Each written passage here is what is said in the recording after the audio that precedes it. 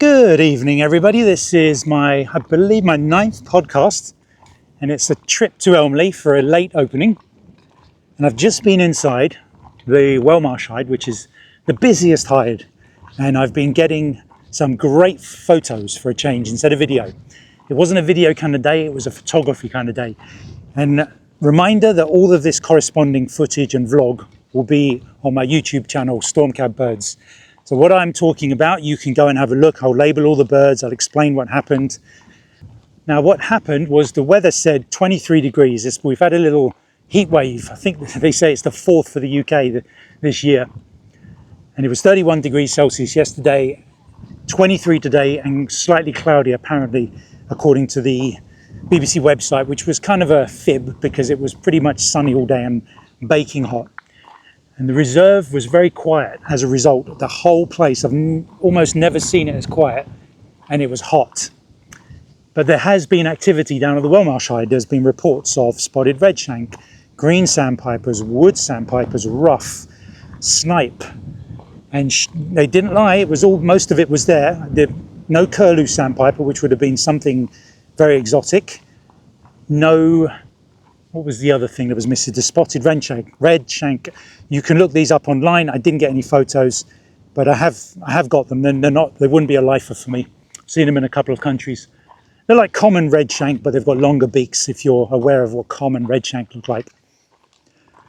But I tried to film using my new 3-way geared head that I got sent to review on my tripod, but I've said this in other podcasts and vlogs that filming in a hide, even though it's static and stationary and built on solid ground, the hide moves. Even a small amount was enough to just make the image look a bit rubbish. And I just, okay, no filming today. I did a bit of handheld filming just to show, the actual movement of these birds and what they look like as they move, their behavior, before I switched to photos.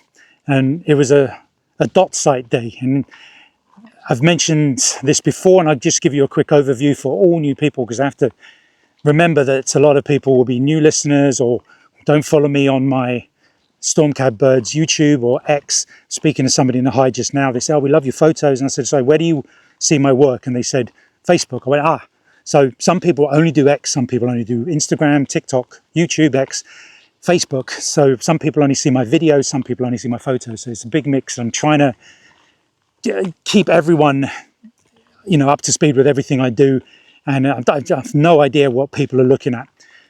But what it is, the dot sight, it fires a beam, a green beam, and it lines up with what the lens is seeing exactly. You have to adjust it to make it do that. It's a manual thing. And what you do is you look through this sight at the top of the camera, and that means that the lens is pointing at what you're seeing outside of the viewfinder. It's a little bit weird. It's hard to explain, but I've done several vlogs. So if you go and have a look, I won't bore people with it again. I've done several vlogs on the dot sight. Just go to my channel and type dot sight. I've done 3 or 4 videos on it, but it gets shots, flight shots that are almost impossible, literally impossible to get, because your reflex is to look in the viewfinder and see the bird in the frame with such a long lens is near on impossible. So it helps with that. It's a bit, you get used to it. It takes a little bit of muscle memory and getting used to where to pre-focus and things like that. But anyway, have a look on my channel and find out how it works. And the photos I was getting today of snipe, common ring plover, green sandpipers, birds that I've only either got very kind of low quality or distant large crops of. I've got real, almost frame filling stuff of really close. Even things like pied wagtails, which I wouldn't normally bother with because they're too fast. I was getting them. Just fantastic. The images will go up on my X account, they'll go up on my Facebook, Stormcab Photography and Video, and they'll go in the corresponding vlog. But the reserve itself is very, very quiet. And I really enjoyed. I do go through phases of I miss video. I like seeing that high quality 4K video, and I get into that. And it's easier to edit. I just slot the clip over my vlog and it's done. Whereas with photos, you've got to edit them, convert them from RAW to JPEG, crop, etc. It takes a lot of extra work. You've got to go through hundreds and hundreds of photos and select the ones that are the sharpest and the best framed. Whereas with video, there and then, that clip's no good, just delete it. Or you put the clip on and you just put the end and the beginning and the end to the point that's got the best bit of clear footage, well exposed, and you're off and away. But yeah, you can't beat a still photo. I go through phases. I used to start off in my photography day, my early days of bird photography. There's a bird on a post, snap, and then you get a bit of confidence. You start taking flight shots, and that's where you learn, his wings are blurred, or this is, not focused on the bird, it's focused on the background. It's a whole new set of skills. And then these cameras started coming with 4K and auto tracking, servo, all that kind of stuff, which they never had before. And you think, well, why aren't we filming in 4K? We've got these birds, they sing, they eat, they fight. We need to capture this in video. Why aren't we doing that? So started filming, started a YouTube channel. But I get a lot of people saying we missed the photos, and I missed the photos. So I go through phases after I've done a bit of filming. I'm like, yeah, I'm seeing people's photos, and it's nice to see a nice sharp cropped image. It's nice, just nice to see a single image instead of having to sit through a video. So right now I'm back at taking photos with a dot sight, and then I'll move, I need low wind for video. But again, look, go back onto my YouTube channel and you'll see everything I've done today. I'm not out yet. It's about an hour from closing. It's about 7:30. They close at 8:30 tonight.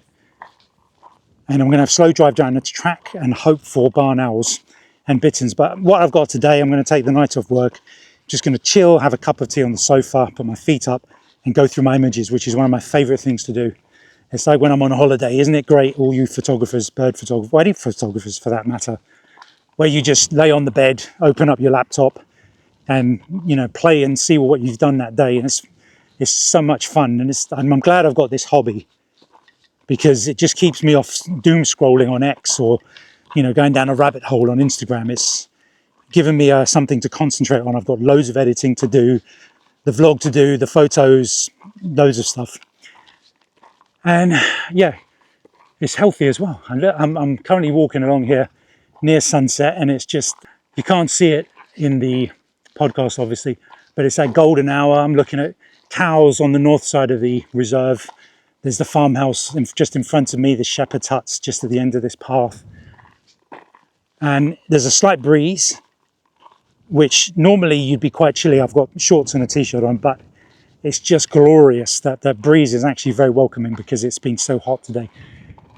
But yeah, just looking off to my left and I can see pheasant and hare feeding on the grass. There will be stuff to look at on the way out. So I'm going to shut down now. And if I don't get back to you, I hope you enjoyed this short vlog. But if there is something else to see, I'll come back with an addition to this, which I've also done with the vlog. I've said, I'll speak to you next time if I don't see anything, but if we do, and some of the luck I've had in the past always comes in the last hour when you're rushing to get out the gate before they close it. So like I said, if nothing else happens, I'll speak to you in the next podcast.